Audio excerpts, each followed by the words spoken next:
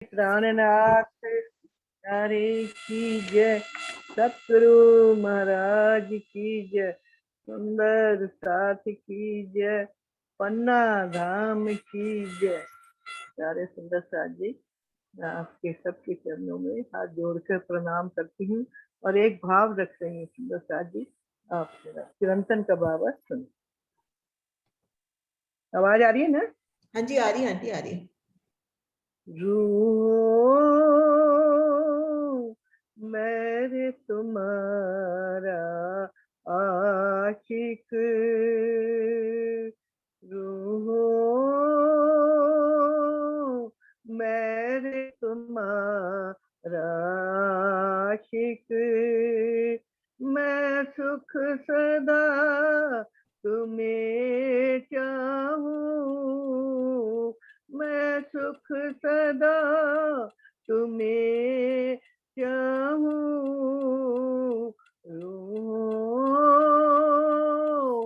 मेरे तुम्हारा आशिक, वास्ते तुम्हारे कई विध के, इश्क अंग उपजाऊं,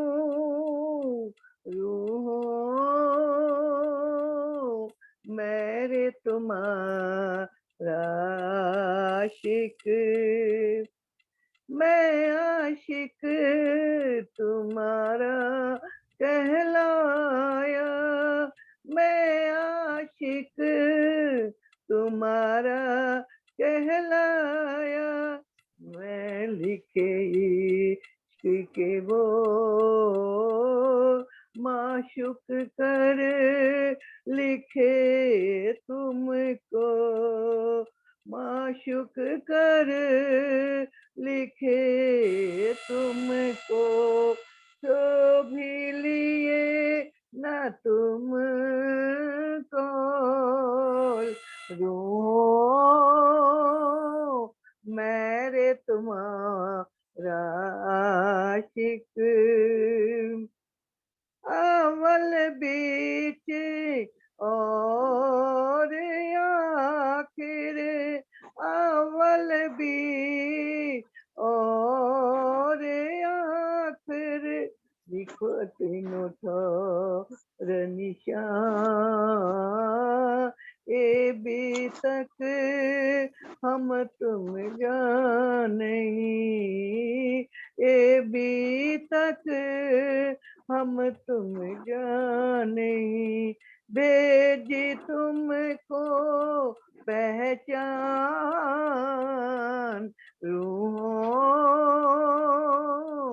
मेरे तुम्हारा आशिक, अव्वल दोस्ती हक की, अव्वल दोस्ती हक की, लिखी मोए खुरमा, पीछे दोस्ती वंदन की, पीछे दोस्ती बंधन की, क्यों करी ना पहचान, रूहों मेरे तुम्हारा आशिक, मैं सुख सदा तुम्हें चाहूं, रूहों मेरे तुम्हारा आशिक, मैं लिखी है तुमको, मैं लिखिया है तुमको, जो एक करो मोहे साथ, तो 10 बेर मैं जी जी करूं, तो 10 बेर जी जी कहूँ, कर कर तुम्हें याद, यूं हो मेरे तुम्हारा आशिक, देखो अचरज मोहम्मद मोमिनो, देखो अचरज मोहम्मद मोमिनो, जो बेशक हुए हो तुम्हें किन दे ऐसी बुजुर्गी, तुम्हें किन दे ऐसी बुजुर्गी, दिल अशकर बैठे कसम रूहों, मेरे तुम्हारा आशिक, मैं सुख सदा तुम्हें चाहूं रूहों, मेरे तुम्हारा आशिक, वास्ते तुम्हारे कई विध के इश्क अंग उपजाऊं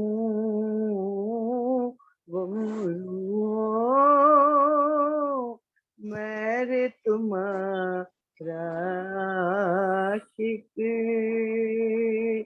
बोलो श्री प्राणनाथ प्यारे की जय, सतगुरु महाराज की जय। प्रणाम जी आंटी, प्रणाम जी। माधवी सुंदर साथ जी।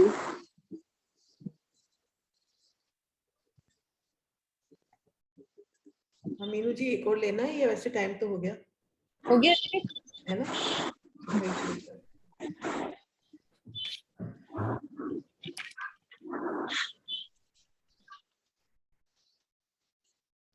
किरण दीदी आई थी, रोज दीदी, किरण दीदी आई? किरण दीदी तो अभी नहीं क्वेश्चन चलो कोई बात नहीं।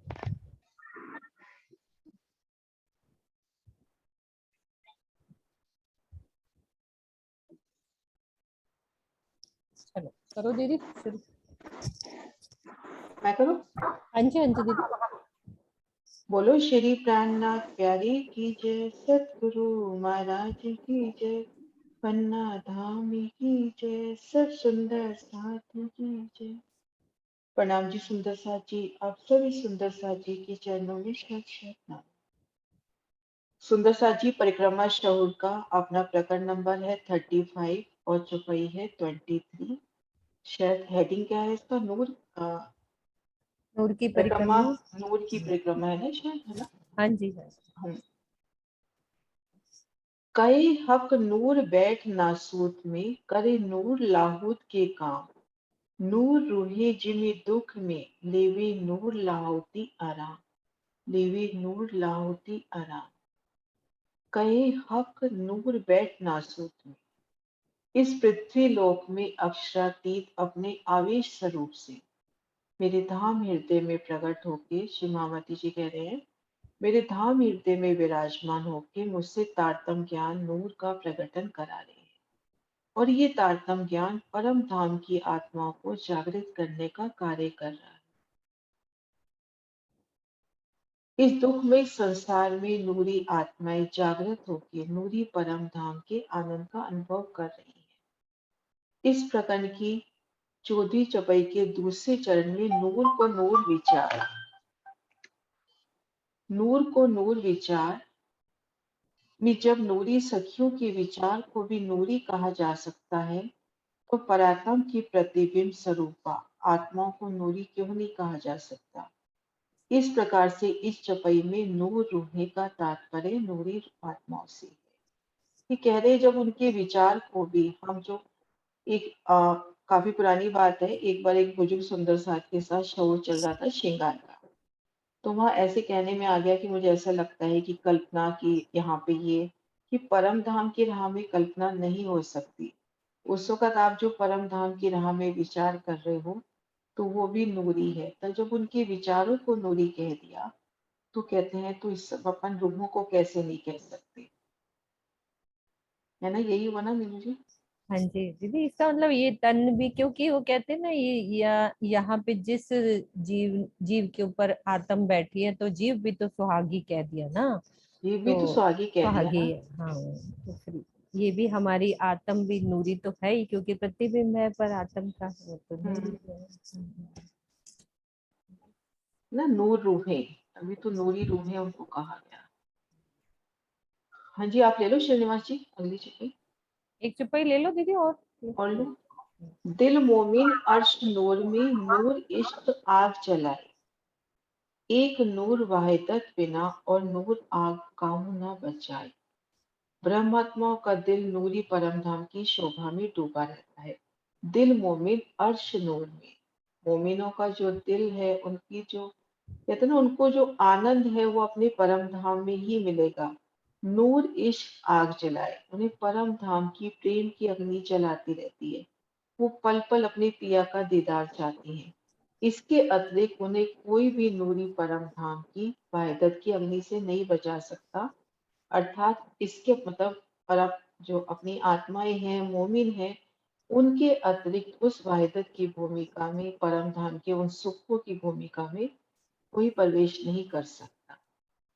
इस चौपाई के दूसरे और तीसरे चरण की बातूनी अर्थों में बहुत भेद है। ये भेद निस्बत के संबंध से है। प्रेम और विरह की अग्नि में जलने का सौभाग्य मात्र आत्मा को प्राप्त है, इसीलिए वीरा नहीं ब्रह्मांड में बिना सुहागिन नार। हक इश्क आग चढ़ावा, इनमें मोमिन बसत के कथन कहे गए हैं। किंतु इसी चौपाई के चौथे चरण में ये बात भी दर्शाई गई है कि मूल संबंध के बिना परम धाम की वाहिदत में प्रवेश करने का अधिकार किसी को भी नहीं है। इश्क की जिस वाहिदत का रस स्वयं अक्षर हम नहीं ले सकते, तो अन्य जबराइल, इसराफिल, ईश्वर सृष्टि, जीव सृष्टि के लिए कैसे संभव। इसे श्रीमुखवाणी में इस प्रकार से दर्शाया गया है, जिस चल ना सके जबराइल, कहे मेरे पर चलन, नूर तजल्ला की तजल्ली के जो सह न सका। हक देखे वजूद न रहे जो दारू आंख से उड़े, यूं वाहिदत देखे दूसरा पांव पल अंग न टिकन।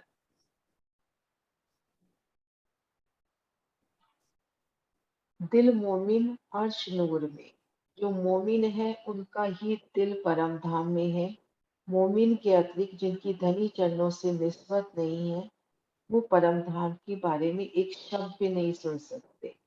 और मोमिन ही है जिनको विरह की अग्नि जलाई, वो ही उस विरह की अग्नि में जलकर चितवन की गहराइयों में डूबकर श्री परम धाम की नूरी शोभा को देखे। हो रहा है इसमें कुछ? बाकी तो अपन ने पढ़ी दिया पूरा, है ना? हाँ जी हाँ जी। डॉली दी कर रही है हाँ।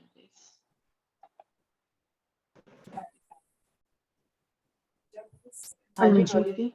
हाँ जी, कौन सी चौपाई से पढ़ना है? 25। 25। ठीक है, प्रणाम जी। हाँ जी। कई गलियां नूर पोरियां, कई नूर चौक चौबट, नूर बसे जो इन दिलों, तो नूर खुल जावे पट। प्रकरण यही चल रहा है कि दसों भूम आकाशी तक सब नूर ही नूर है, पूरे 25 पक्ष नूर के हैं। तो वही इसमें महामती जी कह रहे हैं कि परम धाम में असंख्य नूरमयी गलियां, मेहराबें, चौक और चौराहे हैं।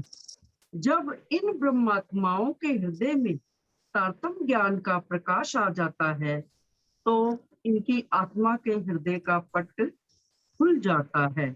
कई गलियां नूर पोरियां, यानी परम धाम की असंख्य गलियां जिनको हम गिन भी नहीं सकते। हर भूम में, हर बाग में, हर घाट में, जहां जाए महल, गलियां, त्रिपुड़े, चौपुड़े, चौक चौक और सब कुछ नूर का ही बना हुआ है। जैसे 2 राहें हैं, चाहे 3 राहें हैं, चाहे कुछ भी है, खिड़कियां हैं, झरोखे हैं, सब कुछ नूर का बना हुआ है। नूर बसे जो इन दिलों, जब ब्रह्मात्माओं के दिल में नूर अर्थात तारतम रूपी ज्ञान का प्रकाश हो जाता है। प्रारंभ में ही नूर की परिभाषा बता दी कि ये नूर सूर्य के प्रकाश से नहीं, मतलब इसका अभिप्राय ज्ञान के प्रकाश से है। तो ब्रह्मात्माओं के हृदय में जब ज्ञान का तारतम वाणी के द्वारा ज्ञान का प्रकाश हो जाता है तो नूर खुल जावे पट, तो उनके हृदय का जो अज्ञानता रूपी द्वार जो बंद हो रहा होता है वे इस नूर रूपी ज्ञान से खुल जाता है और उन्हें सब तरफ नूर ही नूर परम धाम के 25 पक्ष नूरमयी दिखने लगते हैं। प्रणाम जी। प्रणाम जी। नूर सीढ़ियां नूर चबूतरी, नूरई के थम दीवार, बीच खाली शोभा नूर की, ए नूर कहूँ न हाल, ए नूर कहूँ हाल। यहाँ की नूर की सीढ़ियां हैं तथा नूर के ही चबूतरे हैं। थंब और दीवारें भी नूरमयी हैं। खंभों और दीवारों के बीच जो खाली जगह में भी नूर की ही शोभा झलकती हुई दृष्टिगोचर होती है। ऐसी विलक्षण नूर की छवि का मैं कैसे वर्णन करूं? जो यहाँ पर इस संसार के अंदर तो नूर इस प्रकाश को ही कहते हैं कि इसका तो बड़ा नूर तेज है, लेकिन परमधाम में जो नूर है उसकी कुछ विशेषताएं इससे पहले चौपाइयों में आई है कि नूर जो है संपूर्ण परमधाम के अंदर सर्वत्र और सर्वव्यापी संपूर्ण योगवाई, वो नूर की जो है श्री राजी महाराज के मुखारविंद के नूर से ही सब नूर सर्वत्र और सर्वव्यापी नूर फैला हुआ है। और नूर केवल बाहर ही नहीं होता, नूर अंदर की तरफ भी होता है। जैसा बाहर है ऐसा ही अंदर होता है। तो नूर के कुछ गुण भी लिखे हैं कि जो नूर है, जो चीज नूर है वो प्रेममय जरूर है, उनमें सुगंधी अवश्य है, कोमलता है, ज्योतिर्मय है, सौंदर्यता का अनंत सागर है। तो ये नूर के कुछ विशेष गुण इससे पहले वाले कुछ चौपाइयों में दर्शाए गए हैं जो है। तो इस प्रकार अब यहाँ पर कह रहे हैं कि पिया जी की जितनी भी सीढ़ियां आई हैं वहां पर और चबूतरे हैं, दीवारें हैं, सब नूरमयी हैं, अर्थात नूर से परिपूर्ण हैं वो सभी के सभी। उन थंबों और दीवारों के बीच खाली जगह में भी नूर की ही शोभा झलझलाती हुई दृष्टिगोचर होती है। ऐसे विलक्षण नूर की छवि का मैं कैसे वर्णन करूं? अर्थात नूर भी शब्दातीत है, नूर अक्षरातीत है, इसलिए वो भी इस दिव्या के द्वारा उसका वर्णन करना संभव नहीं। प्रणाम जी। प्रणाम जी। बाजे बासन सब नूर के, पलंग चौकी सब नूर, नूर बिना जरा नहीं, नूर नूर में नूर जहूर। संगीत के सभी वाद्य यंत्र एवं बर्तन नूरमयी हैं। पलंग और चौकियां भी नूरी स्वरूप वाले हैं। एक कण भी नूर से रहित नहीं है। चारों ओर दृश्यमान ज्योतियों में श्री राज जी की ही आभा दिखाई देती है। जैसे कि अभी श्रीनिवास जी ने नूर का वर्णन किया कि हमारे राज्य महाराज का व्यक्त स्वरूप ही नूर है। तो हमारे राज्य महाराज प्रेममयी हैं, हमारे अक्षरातीत सौंदर्यमयी हैं, हमारे अक्षरातीत में चेतनता, सौंदर्यता, माधुर्यता सभी गुण हैं। संगीत के सभी वाद्य यंत्र एवं बर्तन नूरमयी हैं, क्योंकि ये सब कुछ राज्य महाराज का ही स्वरूप है। और ये संगीतमय के जो वाद्य यंत्र हैं अपने आप ही बजने लग जाते हैं। राज्य महाराज का इशारा पाते ही अपने आप ही बजने लग जाते हैं। वो सब नूरमयी हैं। वहां के पलंग, जो हमारे मंदिरों में पलंग है, चौकियां हैं, नूरी स्वरूप वाले हैं। एक कण भी नूर से रहित नहीं है। वहां के 25 पक्षों में जो भी सामान है वो सब नूरमयी है। और चारों ओर का दृश्यमान भी राज्य महाराज की आभा लिए हुए हैं। प्रणाम जी।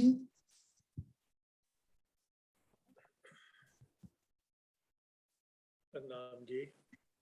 प्रणाम जी। आवाज आ रही है? हरी। दसों दिशा सब नूर की, नूरे का आकाश, इन जुबां नूर बुलंद की, क्यों कहूँ नूर प्रकाश।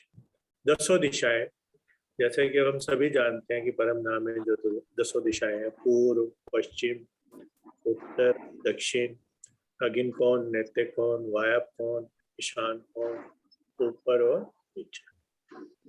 दसों दिशाएं अखंड नूर से ज्योतिमय है, आकाश भी नूरी है।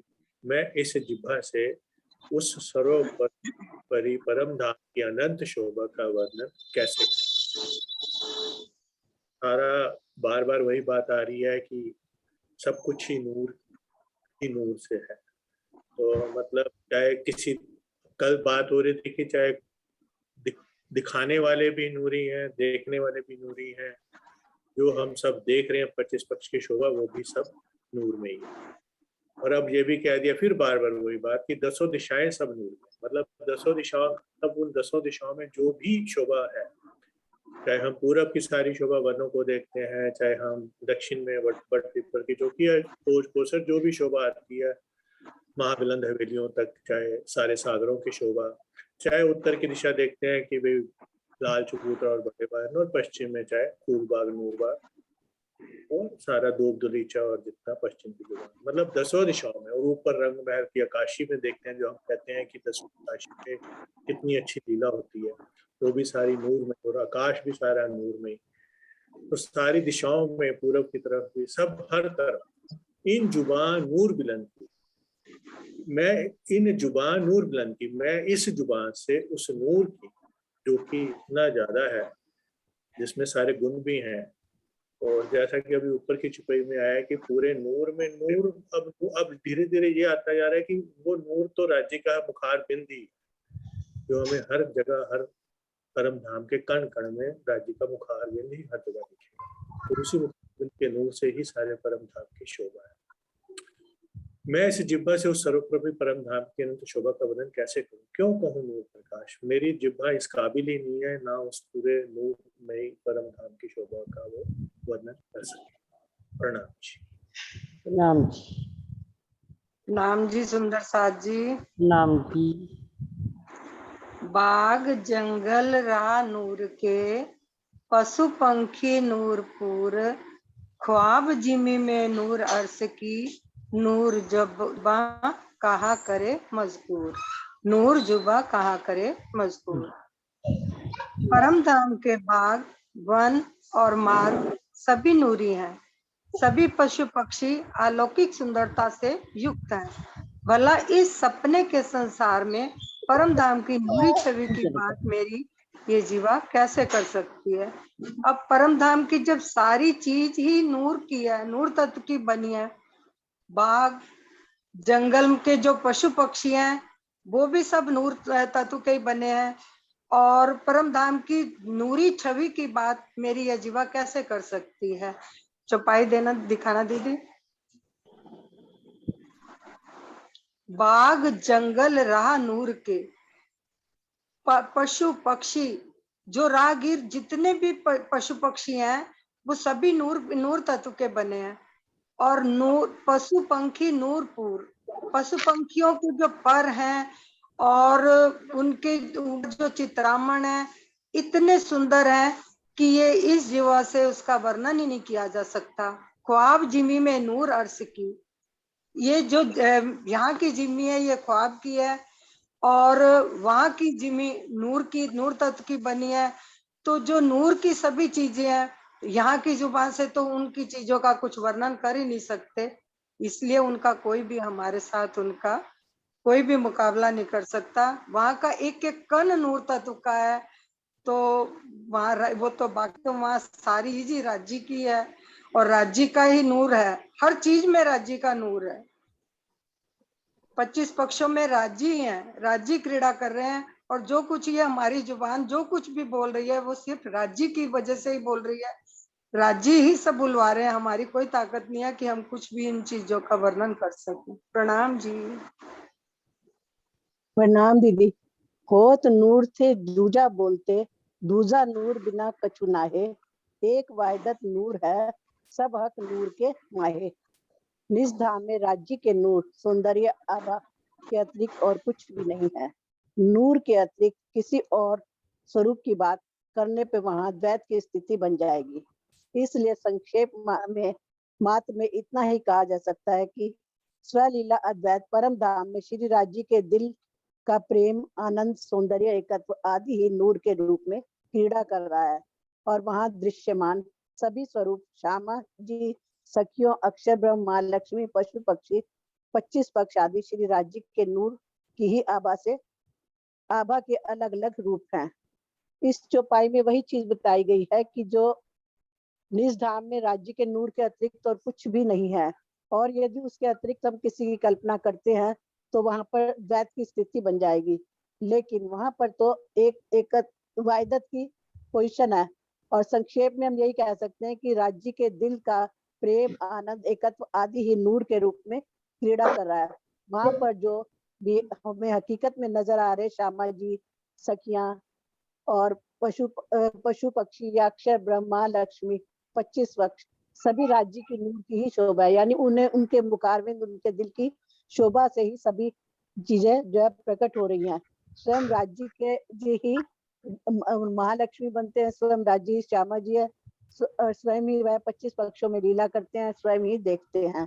इस प्रकार सब जगह राज्य के दिल का उनके स्वरूप का ही पसारा है और सब चीज वहां पर चेतन है। प्रणाम जी। प्रणाम जी। दीदी मुझे एक चीज पूछनी थी, ऊपर प्रणाम। चौपाइयों में आया था ना नूर नूर के नूर जहूर, इसका क्या मतलब हुआ? एक मिनट, हाँ वो आया था नूर हाँ, ये नूर में नूर नूर जहूर। जहूर जहूर राज्य का जो होता है ना, क्या कहते हैं उसको, जहूर यानी प्रकाश। मतलब जैसे उनकी पूरी आभा मंडल राज्य का ही सारा कुछ, राज्य की सब कुछ ही कह लो उसमें जो जहूर कहते हैं श्री परम धाम में अपने को जो भी नजर आ रहा है, जो भी नजर आ रहा है, जो भी प्रकाशमय, मतलब जो भी जहां भी नजर जाती है जिस भी सुंदर शोभा में, वो धनी के नूर से ही है, धनी देखो की ही आभा, आभा है। वही मेरे को वो शब्द आभा कहते हैं ना, सब कुछ ही हाँ, ज्योति आभा सुंदरता, मतलब जहूर मतलब एक कहते ना कि एक उसको महिमा मंडित करना कि हाँ इतना जहूर है इसका। ठीक, प्रणाम जी। प्रणाम जी। मेरा नंबर अनम्यूट मैं करूँ मीनू जी? हाँ जी, क्या कहते हैं? अनम्यूट मैं करूँ? हाँ मैंने राजबाला जी को कर दिया। देखो कौन सी चुपाई थी, बाग जंगल हो गया, होत नूर थे ये। प्रणाम जी। प्रणाम जी। नहीं ये भी हो गया, रुको रुको, हाँ ये से ये बोलो राजबाला दीदी। जी प्रणाम जी।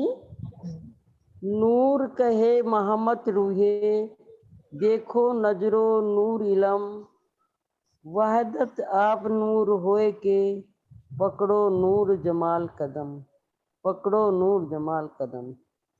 श्री महामती जी कहते हैं कि हे साथ जी, आप तारतम्य ज्ञान की दृष्टि से परम धाम को देखिए तथा अपनी नूरी परातम का श्रृंगार सजकर चितवनी द्वारा धनी को अपने धाम हृदय में बसा लीजिए, पकड़ लीजिए। भावार्थ, परातम की सभी तनों में वहदत एकत्व है। इस चौपाई के तीसरे चरण में स्वयं को नूर वाहिदत के रूप में मानने का भाव यह है कि इस पंच भौतिक शरीर संसार और एक जीव मिनट भाव राजबाला दीदी, कुछ बच्चों की आवाज हो रही है, एक मिनट आप उनको चुप करा लो पहले। हाँ बस 2 मिनट चुप करा दो। ले जाओ मैम। हाँ बोलो अब भावार्थ बोलो। ऊपर से भावार्थ, परातम के सभी तनों में वहदत एकत्व है।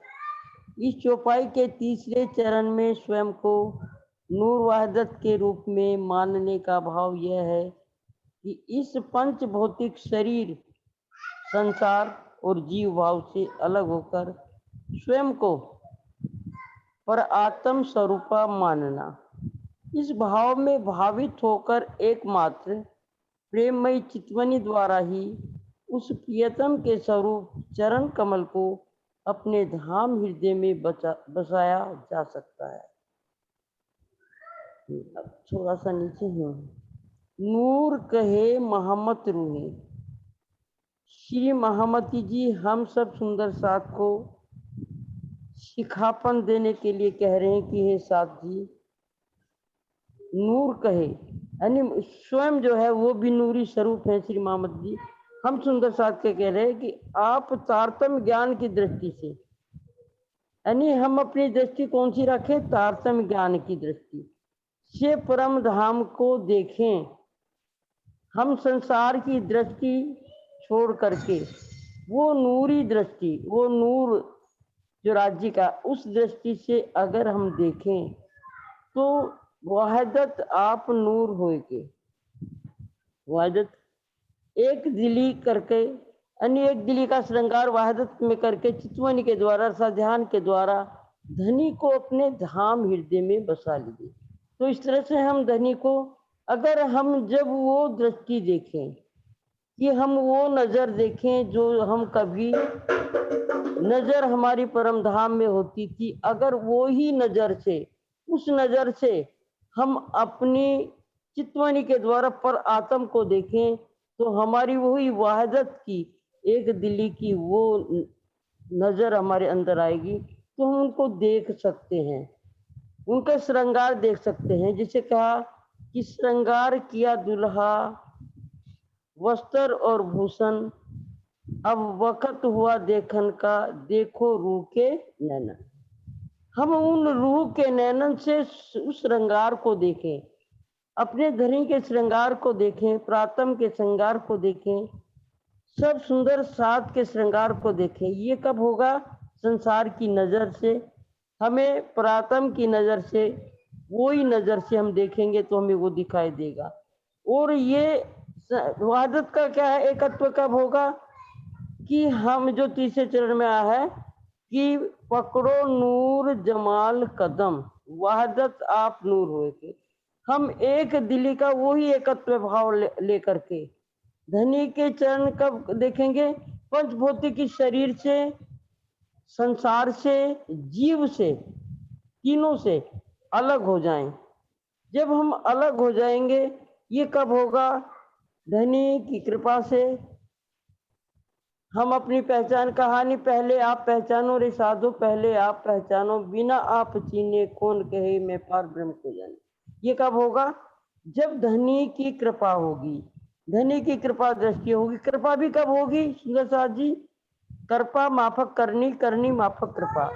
अगर हम वो करनी अर्थात तो उसी तरह से धाम की नजर से कि हम संसार में रहते हुए भी वो ही नजर देखेंगे तो हमें पंचभौतिक शरीर का ध्यान नहीं रहेगा, न संसार लगेगा न जीव भाव लगेगा, लगेगा तो आत्म भाव लगेगा। और उस भाव से देखेंगे।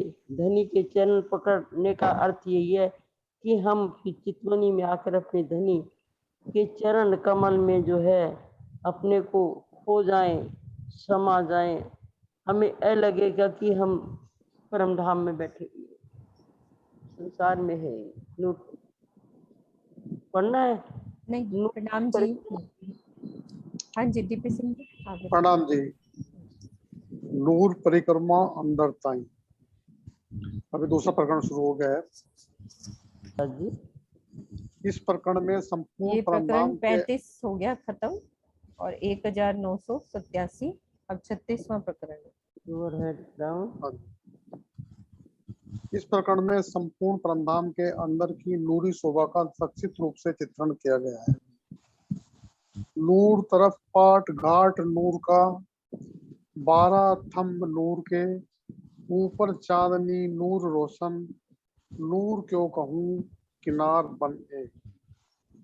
अक्षरातीत के रंग महल के आगे अक्षरधाम की ओर यमुना जी पर नूरी पाट घाट दोनों किनारे पर आया है। इसके किनारे पर 12 नूरी थंब आए हैं। इन थंबों के ऊपर नूरी चांदनी जगमगा रही है। यमुना जी के किनारे आए हुए वनों की नूरी छवि का वर्णन मैं कैसे करूं? नूर तरफ पाट घाट नूर का। अब ये परमधाम से यमुना जी के दूसरी तरफ जो अक्षरधाम है, उधर भी पाट घाट आया है। दोनों तरफ पाट घाट है आमने सामने। उसका वर्णन किया जा रहा है कि अक्षरधाम की ओर यमुना जी के ऊपर नूरी पाट घाट के दोनों किनारों पर, मतलब इधर भी पाट घाट आया, उधर भी पाट घाट आया। उनके जो 12 थंब है, नीचे तो 16 थंब है नीलवी के, उसके ऊपर पाट घाट के ऊपर जो 12 थंब है वो मतलब जो है, और उनके ऊपर चांदनी जगमगा रही है थंबों के ऊपर, जो फिर ऊपर छत पड़ी है दूसरी भूमि की, उसकी चांदनी जो है जगमगा रही है। नूर क्यों कहूँ? नूर किनार बन यमुना जी के किनारे आए हुए वनों का। अब यहाँ वनों की बात भी कर रहे हैं कि उनके दोनों तरफ जो वन आए हैं उनकी भी नूरी छवि का वर्णन मैं कैसे करूं? वो भी जगमगा रहे हैं, उनमें लगे हुए फल पत्ते सब नूर के हैं, क्योंकि वहाँ सारा राजी महाराज का ही स्वरूप है, नूरी है। वो सब जो है नूर का ही दिखाई दे रहा है। प्रणाम जी।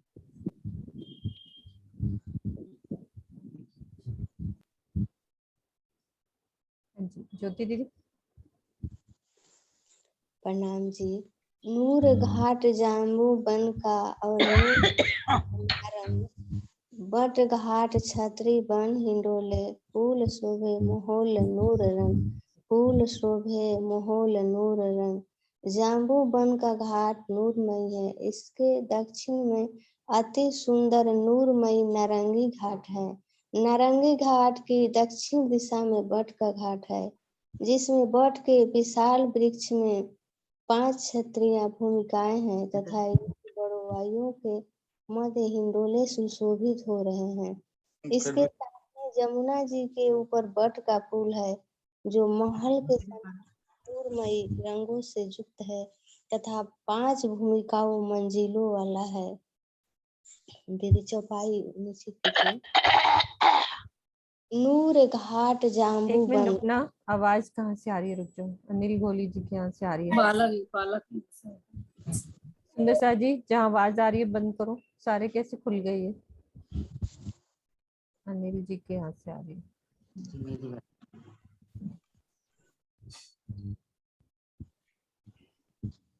सारा वो खुला हुआ है क्या सिस्टम? ज्योति दीदी हाँ, रुक जाओ एक सेकंड अनिल जी, एक सेकंड रुको। अभी ज्योति दीदी पढ़ रही है, अभी रुको।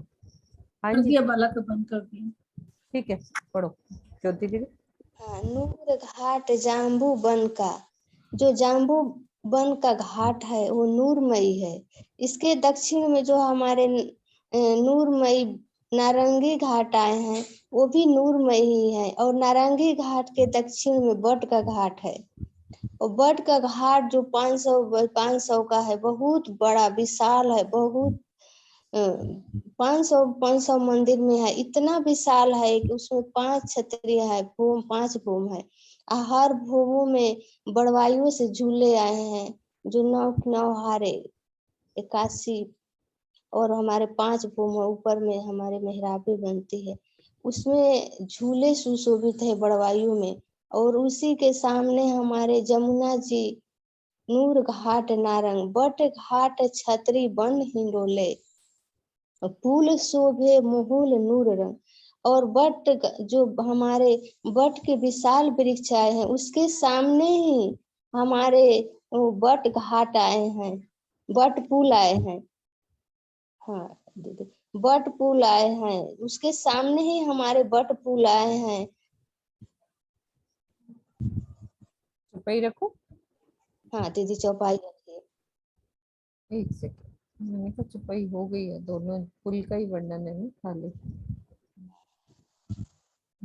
पुल शोभे मोहर नूर। हाँ, तो वही जो हमारे बट का घाट है और जो विशाल वृक्ष है, 5 भूम की क्षत्रिय है, बड़वाइयों में झूले लगे हैं, उनके सामने ही आए हैं। वो सभी नूरमयी है। और नूर है, सब रंग नूर से ही लगता है कि कितने रंगों में बहुत रंग निकल रहे हैं, उसमें नूरों से भरपूर है और 5 भूमिकाओं वाला महल जैसे लग रहे हैं, मंजिल है। प्रणाम जी दीदी, प्रणाम जी दीदी। और आप अच्छे से कर दो, नहीं हुआ तो। नहीं बस हो गया पूरा, 1 सेकेंड हो गया, इसके आगे थे। रोज दीदी 1 मिनट आप चुपई शेयर करोगे, 2 मिनट मुझे कुछ साइन करने बाहर जाना है। चुपई आप बोल दो सरोज दीदी। सरोज दीदी, सरोज दीदी,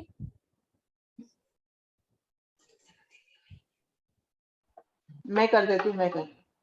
हाँ जी दीदी, बस चुपई बोल दो। ये चुपई नंबर 3 है, प्रकरण हमारा 36। मैं शेयर कर देती हूँ। हाँ ठीक है, 1616 पेज है ना। 1616। बच्चों की जहाँ आवाज आ रही सुंदर सा जी बंद कर दो।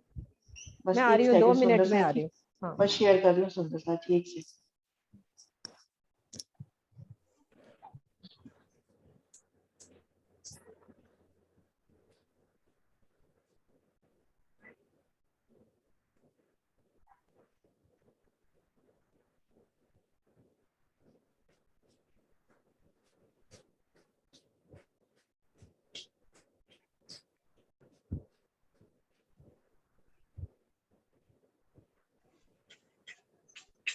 हाँ जी सुंदर साथी।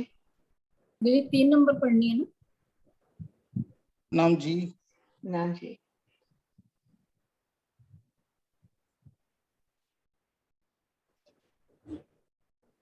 नूर किनारे रेती नूर में मोहोल चबूतरे नूर किनार ताल इंडोले बीच नूर बन नूर शोभा निकुंज अपार।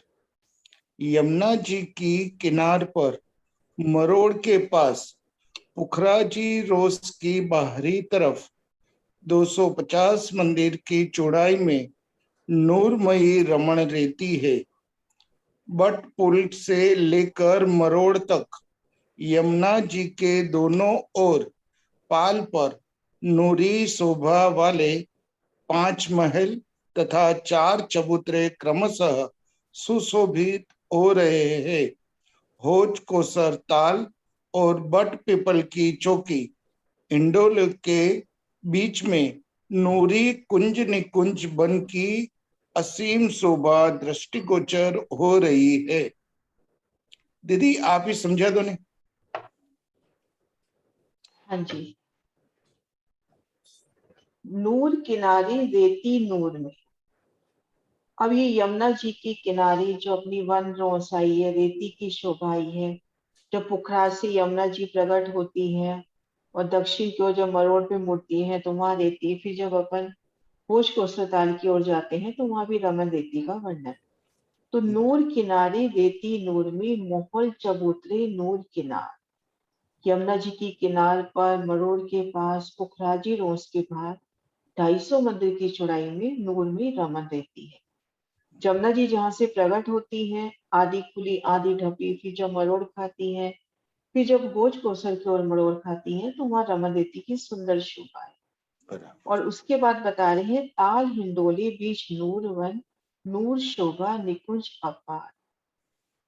यमुना जी की सुंदर शोभा का वर्णन कि किस तरह से बट पुल से लेके मरोड़ तक जमुना जी के दोनों पालों पर दोनों तरफ थंबों की शोभा, और मरोड़ तक हम देखेंगे 5 महल 4 चबूतरे नजर आते हैं। होश कोसर ताल बट पीपल की चौकी के बीच में नूरी कुल निकुंज वनों की अपरंपार शोभा।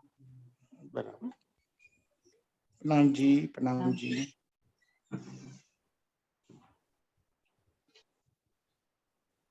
सुरक्षा दीदी। हाँ नाम जी।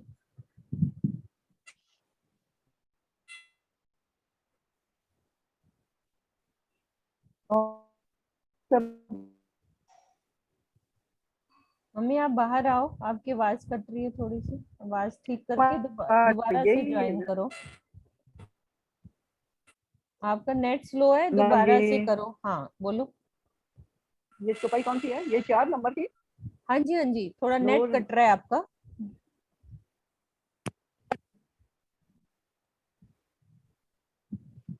को हाँ, बोलो। जाके दोबारा आ जाए, जाके दोबारा आ जाए, है ना। बोलो, और किसी को ले लो। मम्मी आप दोबारा से आओ, नेट स्लो है। हाँ जी,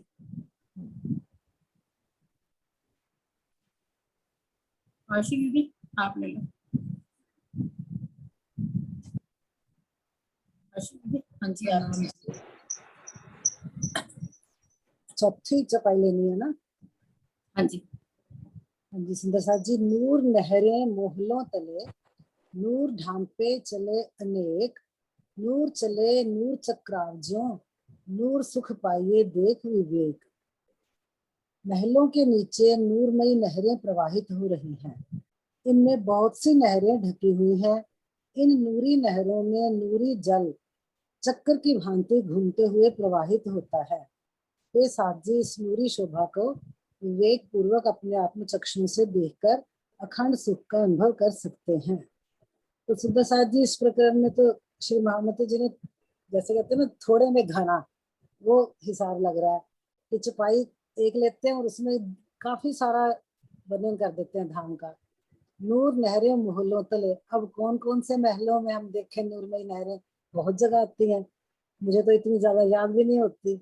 जैसे कुंज निकुंज में आती हैं, तो इसमें आया ना कि बहुत सी नहरें ढकी हुई हैं, कई जगह पर ढकी आती हैं, कई जगह पर नहीं भी ढकी आती।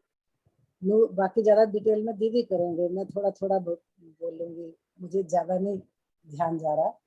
नूर नहरें मोहल्लों तले, जहां जहां मोहल है उनके साथ साथ नहरें भी बहती हैं। इन नूरी नहरों में जल चक्कर की भांति नूर चक्राव घूमते हुए, क्योंकि जब नहरों में जल आता है तो जैसे महानद से निकलता है, कई नहरों में प्रवाहित होता है, फिर से घूमकर महानद में ही समा जाता है, तो इसलिए चक्कर की भांति घूमते हुए प्रवाहित होता है। तो इस नूरी शोभा को विवेक पूर्वक आत्मचक्षु से देखकर आप अखंड सुख का अनुभव कर सकते हैं। तो मीनू दीदी या किरण दीदी जो भी प्रणाम जी, आप इसको सही थोड़ा कर रहे हो। नूर नहरे मोहल्ले तले, अब मोहल्लों के मीनू जी तले इसकी भी जो तो जमुना जी वाला नक्शा है ना अपना, वो एक बार शेयर करो, क्योंकि ये दक्षिण तरफ की बात हो रही है सारी। कौन सा वाला दक्षिण की जो अपन नजदीकी परिक्रमा का करते हैं ना, नहर हाँ वाला, जी। मतलब यमुना जी वाला।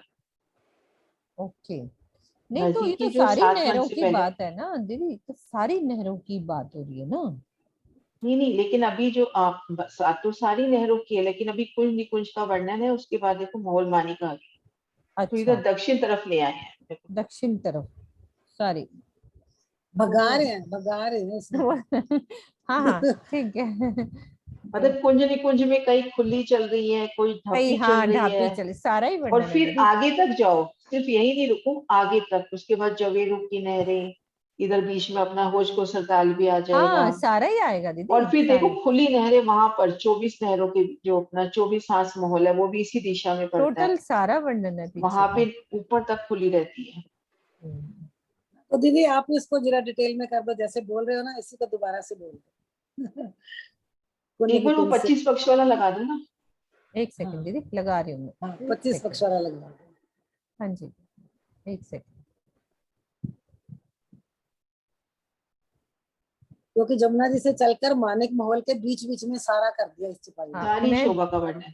हाँ क्योंकि अगली चपाई में मानिक महल का, पिछली में जमुना जी का था, तो जमुना जी से मानिक महल तक सारा। हाँ जी, जहां से देखो वर्णन चला ना, ये ये कुंज देखो निकुंज का। ये कुंज निकुंज है ना, होश कोसर को घेरते हुए कुंज निकुंज। और फिर जब हम आते हैं जवेरों की नहरें, तो यहाँ अपन आसमान की ऊंचाइयों पे देखेंगे तो 24 आड़ी खड़ी नहरें ताल अपने को बिल्कुल प्रकट रूप पे नजर आते हैं, जैसे जमुना जी प्रकट रूप पे नजर आती हैं।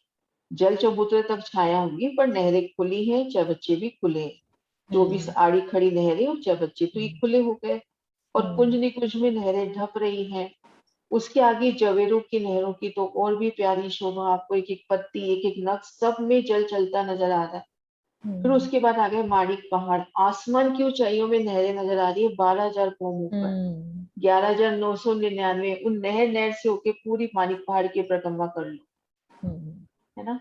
और उसके बाद फिर वन की नहरें आ गई, फिर इस तरह से आगे आशी बढ़े। दीदी जमुना जी से लाए इधर घुमा दिया, माणिक पूरा पहाड़ तक ले आए। पूरा माणिक पहाड़ की आगे वाली चौपाई माणिक पहाड़ की है। पूरी नहरें चक्राव में चल रही हैं, कोई ढपी कोई खुली, कई तरह की नहरें चल रही हैं हौज कोसर के अंदर से जवेरों भी। की नहरों में कई तरह की नहरें।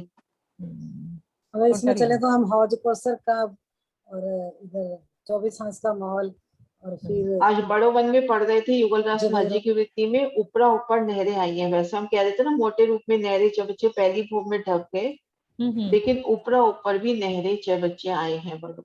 कोई हिसाब नहीं है दीदी, कोई चपाई कहाँ खुलती है कोई कहाँ खुलती है। हम ये नहीं कह सकते कि ऊपर नहर नहीं आई तो वैसे आनी चाहिए चितवन में लगता है आनी चाहिए है ना। हाँ, बड़ो वन में बोल दिया ना कि ऊपरा ऊपर, क्योंकि जो वृक्ष है वो फील पायो की भांति है, उनसे जल ऊपर जा रहा है।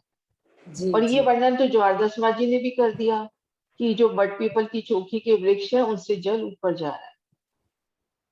सही है सही है। मतलब अनुभव में आता है होना चाहिए ऊपर, है ना। दिखाई तो नहीं देता क्योंकि इतना हम बैठते नहीं ना, लेकिन इलम से लगता है। अनुभव में आना भी आसान नहीं है, वो भी रूह की आंखों से नजर आ रहा है, नजर आना ही है वो भी। प्रणाम जी। प्रणाम जी। प्रणाम। ये हो गया, जमनी दीदी, ये हो गया ना दीदी, ये वाला हो गया। ये तो हो गया दीदी। हाँ, मानिक ये भी पहाड़। हो गया। ये तो होगा ना, पांचवी चपाई ये तो होगी। दीदी ये वाला हाँ ये वाला। जमनी दीदी आप बोलो। महल माणिक पहाड़ नूर के, कई नहरों चदरे नूर ताल, कई महल हिंडोले नूर के, ए नूर देखे बदले हाल। माणिक पहाड़ के महल नूरी सुबह से ओतप्रोत है। इनकी चांदनी में कई प्रकार से नूरी नहरें बहती है। बहुत सी धाराएं चादरें गिरती है। कई नूरमयी तालाबों चारों तरफ आई है। इस माणिक पहाड़ में बहुत से नूर महल तथा हिंडोले है। इस विलक्षण शोभा को देखकर हमारी रहनी बदल जाती है। दीदी ये शोभा समझाओ खाली। हाँ जी, मानिक पहाड़ की शोभा सबको पता है। मानिक महल मानिक पहाड़ नूर के, कई नहरें चादरें नूर ताल। अपना मानिक पहाड़ कैसा बना हुआ है, कैसे नहरें, 12,000 नहरों की 12,000 हारें। सबको पता है। मैं नक्शा खोलती हूँ थोड़ा सा मानिक पहाड़ का, और थोड़ा सा याद आ जाएगी सबकी सुलता वहीं चलेगी। एक नक्शा खोल रही हूँ। हाँ जी, एक सेकेंड बस। ये शोभा हमारी, कैसे तालों का वर्णन। सरोज दीदी एक एक चरण बोलते जाओ। कई नहरें बोलो। ये वाली है ना पांचवी, महल मानिक पहाड़। हाँ पढ़ो, हाँ धीरे धीरे एक चरण बोलो। महल मानिक पहाड़ नूर के, महल मानिक पहाड़ नूर के, कई नहरें चादरें नूर ताल। कई नहरें चादरें नूर ताल। अब नहरों का वर्णन है तो सब 12,000 नहरों की 12,000 हारें। तो माहौल ये हमारा मानिक पहाड़ 12,000 भूम, और आगे चरण पढ़ना। और ये ताल कौन से कहे हैं, हमारे 12,000 तालों की 12,000 हारें। सबको याद है कि यहाँ ताल बनते हैं, ताल के ऊपर महल बनते हैं। कैसे 300 कोस नहर आगे बढ़ी या कितना मुझे वो याद नहीं है, नहर आगे बढ़ती है उस पे ताल पड़ता है। ताल ताल कितने सारे ताल बन जाते हैं 12,000 तालों की, और उस पे ताल के महल बनते हैं। आगे महल, फिर उसमें हिंडोले डलते हैं, कई महल हिंडोले नूर के। फिर उन मोहल्लों पे पहले नहरें बता दी, फिर ताल बता दिए, फिर ताल के महल बता दिए, फिर महल पे हिंडोले बता दिए। हमारे मोहल्लों के ऊपर इस पे कोई ये 12,000 भूम ऊंचा हिंडोला, फिर 11,999, ऐसे सारे हिंडोले अंदर भी हैं। और अभी बाहर का मैं बता रही हूँ, अंदर की भी बात होगी। आगे क्या चरण है। ए नूर देखे बदले हाल, ए नूर देखे बदले हाल। तो ये जब चितवन हमारी लग जाएगी तो रूह की रहनी बदल जाएगी। हमारी रहनी कब बदलेगी, जब हम चितवन में डूबेंगे। वैसे रहनी नहीं बदल सकती। ये सिर्फ राजी ने बता दिया कि जब तक चितवन नहीं करेंगे तब तक हमारी रहनी नहीं बदल। इसमें लिखा हुआ है ना, भावार्थ में भी यही है ना। इस सफाई के चौथे चरण में रहनी बदलने का अर्थ यह है कि मानिक पहाड़ की अनुपम शोभा को देख लेने के पश्चात इस झूठे संसार की ओर देखने की इच्छा नहीं करती है। पल पल धाम हृदय में वही शोभा दृष्टिगोचर होती रहती है। अब ये जो हम कितनी बारी अभी ग्रुप चल रहे हैं उसमें क्या है कि सुरता वही लगी रहती है, रोज सुनते हैं, फिर वैसे ही सुरता लगी रहती है, तो दिन रात वही लगा रहता है। प्रणाम जी। प्रणाम जी। कहाँ कहूँ हिंडोले नूर के, नूर रूहे झूले 12,000, इन विद नूर हिंडोले नाही ना नूर सुमार। कहाँ कहूँ हिंडोले नूर के, नूर रूहे झूले 12,000, मानिक पहाड़ के उन महाबिलंद हिंडोलों का वर्णन क्या करूं, जो नूरी ज्योतिर्मय है और छठी चांदनी के ऊपर लटक रहे हैं, और छठी चांदनी के ऊपर लटक रहे हैं। इनमें प्रत्येक हिंडोले के ऊपर 12,000 सखियां एक साथ झूलती हैं, और इन हिंडोलों में झल झलाने वाले नूर की कोई सीमा ही नहीं है। कहाँ कहूँ हिंडोले नूर के, मानिक पहाड़ के उन महाबिलंद हिंडोलों का वर्णन मैं क्या करूं, और नूर रूहें झूले 12,000, जहाँ पर ऊपर 12,000 बैठ के रूहें एक साथ इकट्ठी झूलती हैं। इनविद नूर हिंडोले, और इनमें प्रत्येक हिंडोलों के ऊपर 12,000 सखियां एक साथ झूलती हैं।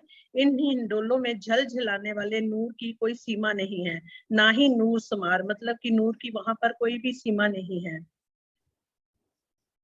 और छठी चांदनी के ऊपर लटक, मेरे को ये नहीं समझ आई जो छठी चांदनी के ऊपर लटक, अभी अपन ने वर्णन किया ना दीदी अपनी नहरें, आपको याद है कि ऐसे ये नहरें चलती है ना, आपको पता है ये 12,000 नहरों की 12,000 हारे, 300 कोस नहर चली, फिर एक ताल आ गया, ताल पे क्या 5 भौम छठी चांदनी के महल बने हैं ना, उसी पे तो हिंडोला लटकता है ना, जो पहला नहर के ऊपर 12,000 भौम ऊपर ऐसी हिंडोला लटकेगा, फिर 11,999, ये 5 भौम छठी चांदनी के महल तो सारे ताल के ऊपर बन जाते हैं ना, सिर्फ पीछे के कुछ छोड़ के, ये पीछे वाले महल छोड़ के आगे के ताल के ऊपर कितने छठी चांदनी के महल बनते हैं ना, और हमारे बगीचे भी ये छठी चांदनी के हैं, ये वाला जो चौक बनते हैं इनमें बगीचे भी हमारे 6 भौम के हैं, और जब इसमें छत डल जाती है तो यहाँ बीच में भी जो हिंडोला लटकता है, याद करो सब सुंदर साथ मानिक पहाड़ सब ने करा हुआ है, इसके ऊपर जो हमारा हिंडोला लटकता है छठी चांदनी के ऊपर,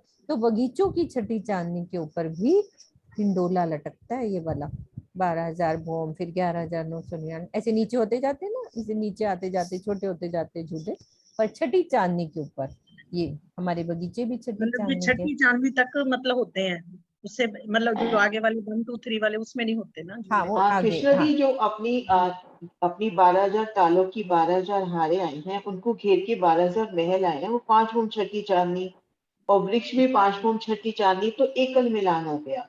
अब जो झूले आने हैं ना वो इसी छठी चांदनी पे झूलने हैं, फिर उसके बाद जो उतरता क्रम है ना, चौथी तीसरी लास्ट वाला, उनमें हिंडोले नहीं आए, हिंडोले सिर्फ छठी चांदनी पर ही झूले जाते हैं। हाँ जी ना, जो ये उतरता क्रम है जो लास्ट में महानद के पास आते आते छोटे हो रहे हैं, इनमें हिंडोले नहीं है, इनमें नहीं है। हाँ, छठी चांदनी तक ही हिंडोले हैं। याद आ जाता है, वो थोड़ा सा एक बार याद करो ना तो शोभा याद आ जाती है। प्रणाम जी। प्रणाम जी। दीक्षा दीदी ने करा है। दीक्षा दीदी प्रणाम जी। आवाज आ रही है? आ रही है, बहुत अच्छी आ रही है आवाज। ठीक है। हाँ जी।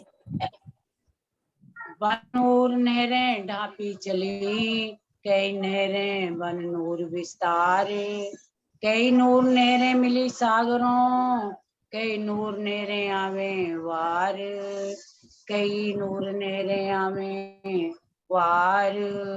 वनों में बहुत सी नूरमयी नहरें ढपी चलती हैं। वन नूर नहरें ढापी चली, वनों के अंदर कई नूरी नहरें हैं, जो बहुत सी नहरें हैं, बहुत नहरें हैं जो ढपी हुई जा रही है, नूरमयी नहरें चलती हैं, तो कई खुली चलती हैं। लिखा हुआ ना, कई नहरें बन नूर विस्तार, कई खुली चलती हैं, इस प्रकार इन नहरों का बहुत अधिक विस्तार है। कई नूरी नहरें सागरों में जाकर समा जाती हैं, तो बहुत सी ऐसी नूरी नहरें हैं जो सागरों से ऊपर करना जरा सा, जो सागरों से निकल कर आती हैं। हाँ खत्म हो गया, चौपाई करो जरा, चौपाई। हाँ, वन नूर नहरें ढांपी चली। वनों में जितनी भी नहरें हैं उनका वर्णन आ रहा है इस चौपाई के अंदर, कि वनों में कुछ नहरें तो ढपी हुई चल रही हैं और कुछ नहरें खुली चल रही हैं। इन नहरों का बहुत बड़ा विस्तार है, कोई शुमार नहीं है। कई नहरें आवे वार, इनका कोई वार शुमार नहीं है, इतनी नहरें हैं वनों के अंदर। और प्रणाम जी सुंदर साथ जी। दूसरी चौपाई पढ़ दूं? जैसे आपकी इच्छा, पढ़ दो। एक चौपाई और लेनी है बस, फिर एक किरंतर लगा देंगे ना। हाँ। कई मोहलाते इत नूर की, कई टापू नूर मोहलात, ए निपट बड़े मोहल नूर के, मोहल नूर आकाश में ना समात, मोहर नूर आकाश में ना समात। कई मोहलाते इत नूर की, सागरों में कई नूरमयी महल यानी बड़ी रंग की हवेलियां, उनको कहा है जो 14 करोड़ 40 लाख ऊंचाई है जिनकी, आए हैं। सागरों के अंदर अनेक टापू महलों की शोभा है। और सागर जो है, एक जमी एक सागर, तो सागर में इतने ऊंचे ऊंचे टापू महल हैं, वो भी 12,000 भूम के हैं, जो नूरमयी हैं। हर चीज वहां नूर का तो तत्व है ही, नूरी तत्व है ही। निश्चय ही ये बहुत बड़े महल हैं। इन महलों का नूर इतना अधिक है कि वह आकाश में नहीं समा पाता। भावार्थ, टापू महलों की हवेलियों की ऊंचाई भी बड़ी राम की हवेलियों के समान है। इनकी भी ऊपरा ऊपर 14 करोड़ 40 लाख भूमिकाएं हैं, इसीलिए इन्हें भी बहुत बड़े महल कहकर सुशोभित संबोधित किया गया है।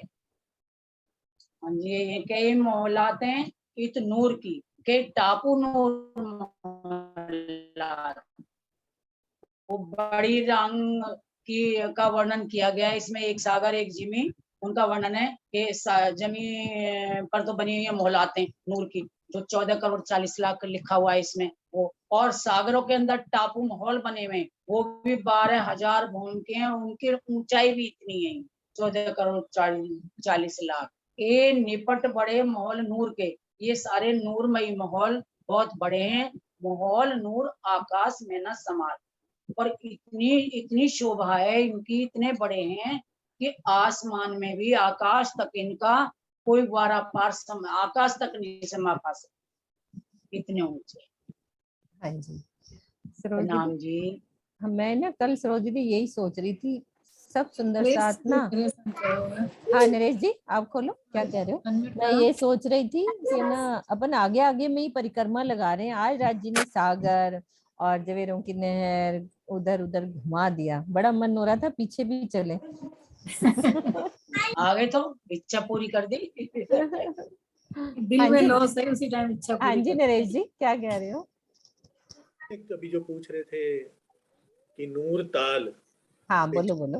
ये चादरें नूर ताल, तो वही मानिक पहाड़ की शोभा राजी दिल में डाल रहे थे कि अभी हम हिंडोलों की बात कर रहे थे कि जहाँ 5 ताल बनता है, फिर 5 मोहल जाते हैं और छठी तक वो हिंडोले आते हैं ऊपर से 11,999 से, फिर 98 से। तो जहां से हिंडोले लटकते हैं ना, क्योंकि ऊपर से वो आप देखो 12,000 गुर्दों से जो पहली नहर चलती है, फिर घूमदर घूम वो ताल बनता है और फिर नीचे एक घूम चलता है, तो एक नहरों की चादरें उन तालों में एक ताल बनता है गिरती हैं, फिर एक नहर की चादर पूरी चलती है और फिर ताल बना।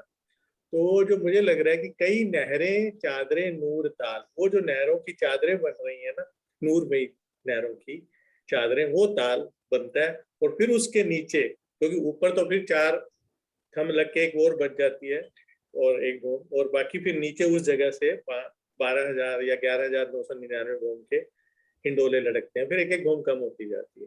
तो वो जो नहरें चादरें हैं नूर ताल, वो कई नहरें थी, उसका वर्णन। हाँ ये भी ठीक है, बिल्कुल बहुत अच्छा। चौपाई दोहरा दो नरेश जी, आप यही वाली। यही वाली या नेक्स्ट यही वाली? नहीं नेक्स्ट नहीं, एक चौपाई दोहरा दो, फिर एक निरंतर चलना होता है, फिर टाइम हो जाता है। कहाँ कहूँ हिंडोले नूर की, नूर झूले झूले 12,000। कहाँ पे? ये जो अभी बुलाते ये बोला है वही करो ना जो इन्होंने करी वही है। वाली बोल मानिक हाँ। वाली। नहीं नहीं यही वाली, ये जो कई 8 बोलाते हैं कि नूर की, ये जो 8 नूर। नंबर लगी हुई है ना जो इन्होंने 8 करी है दीक्षा दी ने। हाँ। कई मोहलातें इतनी, कई डाकू नूर मोहलात, ये निपट पड़े नूर के, मोहोल नूर आकाश में ना समा के। मोहोल नूर आकाश में ना समा। प्रणाम जी। बोलो श्री प्राणनाथ प्यारे की जय। बोलो श्री सतगुरु महाराज।